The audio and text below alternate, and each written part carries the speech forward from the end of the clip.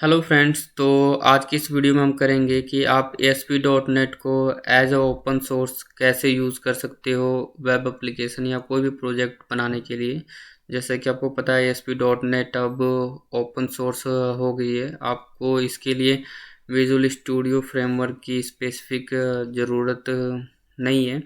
तो कैसे हम ASP.NET में प्रोजेक्ट्स वगैरह बनाते हैं, वो आज की इस वीडियो में हम देखेंगे।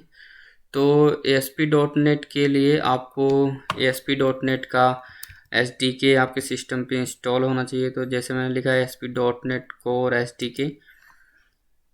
तो जैसे आप गूगल क्रोम पे आप टाइप करेंगे तो आपको अलग अलग वर्जन प्रोवाइड करेगा। तो आप डाउनलोड .NET 5.0 पे क्लिक करें। तो जैसे ही आप इस पे क्लिक करेंगे तो आपको माइक्रोसॉफ्ट के साइट पे लेके जाएगा और यहाँ से आप इसके SDK को डाउनलोड कर सकते हो, जैसा भी आपका ऑपरेटिंग सिस्टम है। तो ये मैंने अपने सिस्टम पे इंस्टॉल कर लिया हुआ है ताकि वीडियो बनाते समय मुझे ज़्यादा टाइम ना लगे।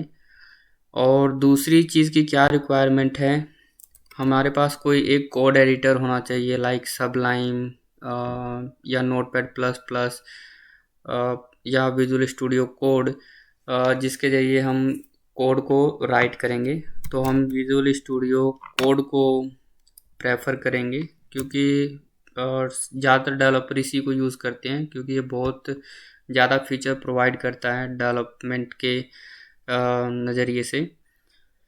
तो जैसे हमने क्लिक किया यहाँ पे तो आप देखें डाउनलोड विजुअल स्टूडियो कोड के साइट पे लेके गया है। आप अपने ऑपरेटिंग सिस्टम के अकॉर्डिंग इसकी exe फाइल को इंस्टॉल कर लें और नेक्स्ट नेक्स्ट करके आप इंस्टॉल कर सकते हैं। तो मैंने अपने सिस्टम पे ये दोनों चीज़ें इंस्टॉल कर ली हुई हैं। तो इसमें प्रोजेक्ट्स को बनाते कैसे हैं, तो सबसे पहले हम लिखेंगे विंडो की प्लस R प्रेस करें तो आपको रन का पॉपअप ओपन होगा। यहाँ पे आप CMD टाइप करें और ओके प्रेस कर दें तो हमारी कमांड प्रॉम्प्ट ओपन हो जाएगी। तो इसमें हम अपने C डायरेक्टरी के बेस पाथ तक चलेंगे। CD कमांड यूज़ होती है चेंज डायरेक्टरी के लिए। तो डॉट डॉट हम लगा रहे हैं तो हम बैक पे आ रहे हैं। तो अगर हम यहाँ पर लिखें dir डायरेक्टरी कमांड, तो हमारे इस फोल्डर में C में डायरेक्टरी में कितने फ़ोल्डर हैं इसके अंदर वो सारा डिस्प्ले कर देता है। तो ज़्यादातर कोर से ज़्यादा डेवलपर इसलिए काम करते हैं क्योंकि इससे काम करना बहुत फास्ट होता है और ज़्यादा टाइम कंज्यूम नहीं होता है। तो आपको बेसिक कमांड प्रॉम्प्ट की पता होनी चाहिए, ये आप ज़्यादातर यूज़ करोगे तो इजीली आपको पता चल जाएगी।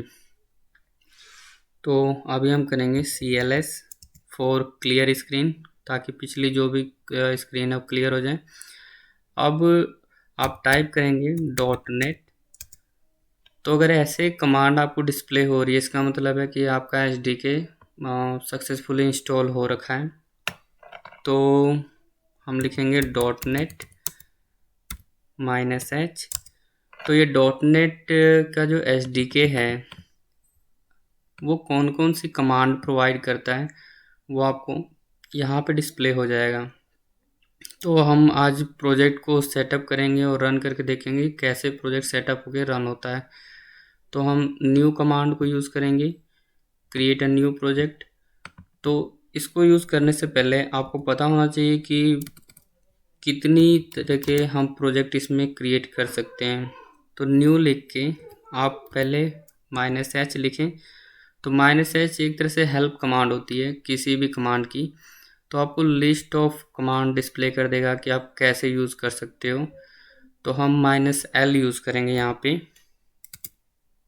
ताकि न्यू से रिलेटेड कितने टाइप्स के प्रोजेक्ट हम क्रिएट करते सकते हैं उसकी आप लिस्ट डिस्प्ले कर दो। जैसे आप विजुअल स्टूडियो में आप नया प्रोजेक्ट क्रिएट करते हो तो नया, जैसे आप फाइल पे जाके न्यू प्रोजेक्ट सेलेक्ट करते हो तो जो पॉपअप आता है उसमें यही सब चीज़ें पूछी होती हैं कि आप किस टाइप का प्रोजेक्ट बनाने जा रहे हो। तो इस कमांड से हमें सारे प्रोजेक्ट की लिस्ट मिल गई है और कौन कौन सी लैंग्वेज ASP.NET इसके लिए सपोर्ट करती है वो भी यहाँ पे डिस्प्ले कर दी हुई है इसने। तो आज जो हम करेंगे वह MVC फ्रेमवर्क को फॉलो करके वेबसाइट बनाना सीखेंगे। तो इसके लिए सी शार्प और या आपको FS लैंग्वेज आनी चाहिए, तो हम सी शार्प को प्रेफर करेंगे। तो इसके लिए अब हम लिखेंगे न्यू और MVC, बट इसको लिखने से पहले आपको एक फ़ोल्डर क्रिएट करना होगा जिसके अंदर वो प्रोजेक्ट की सारी फाइलें सेटअप करेगा। तो आप लिखें mkdir फॉर मेक डायरेक्टरी और हम ASP फर्स्ट।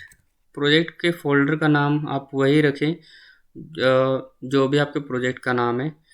तो अभी हम फर्स्ट टाइम बनाने जा रहे हैं तो इसको हमने नाम दे दिया ASP फर्स्ट।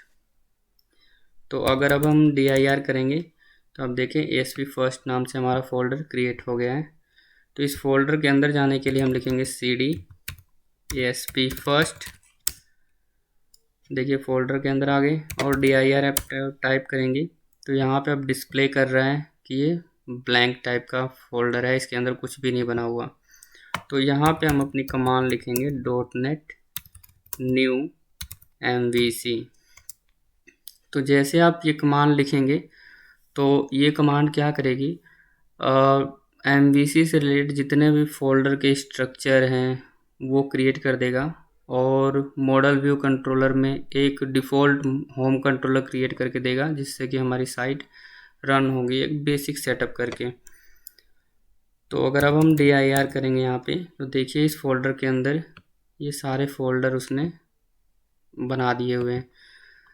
तो अब हमने विजुअल स्टूडियो कोड को इंस्टॉल किया हुआ है तो हम डायरेक्टली अपने फोल्डर के अंदर आके कोड और डॉट लगाएंगे तो विजुअल स्टूडियो कोड के अंदर हमारे इस प्रोजेक्ट को ओपन कर देगा। ये एक मेजर एडवांटेज है इस विजुअल स्टूडियो कोड का। अब इसके अंदर देखें MVC को हम यूज़ कर रहे हैं तो इसने MVC से रिलेटेड फाइलें क्रिएट कर दी हुई हैं लाइक कंट्रोलर मॉडल व्यूज़। अब इसका कोड का विजुअल स्टूडियो कोड का एक और एडवांटेज है कि अब जैसे हमने कमांड प्रॉम्प्ट यहाँ पे ओपन की हुई है तो हमें कमांड प्रॉम्प्ट यहाँ पे ओपन करने की ज़रूरत नहीं है। हम चाहें तो इसके अंदर ही न्यू टर्मिनल करके कमांड प्रॉम्प्ट ओपन कर सकते हैं। तो यहाँ पे हम लिखेंगे अब .NET रन और एंटर। तो ये .NET रन क्या करेगा, हमारे प्रोजेक्ट को रन करेगा जो भी ये प्रोजेक्ट हमारा बना हुआ है। तो इसमें ऑलरेडी एक डिफ़ॉल्ट व्यू कंट्रोलर बना होगा जो कि जब भी हम प्रोजेक्ट रन करेंगे तो डिफ़ॉल्ट में एक पेज लोड होगा। तो अगर हम इस फाइल पाथ कॉपी करके यहाँ पे पेस्ट करेंगे और एंटर करेंगे तो देखिए ASP फर्स्ट होम प्राइवेसी एक होम मेन्यू स्ट्रक्चर बना हुआ है और ये पेज लोड हो रहा है।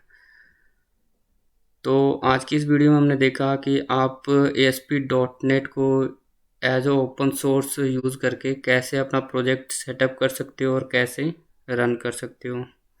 Okay, thank you.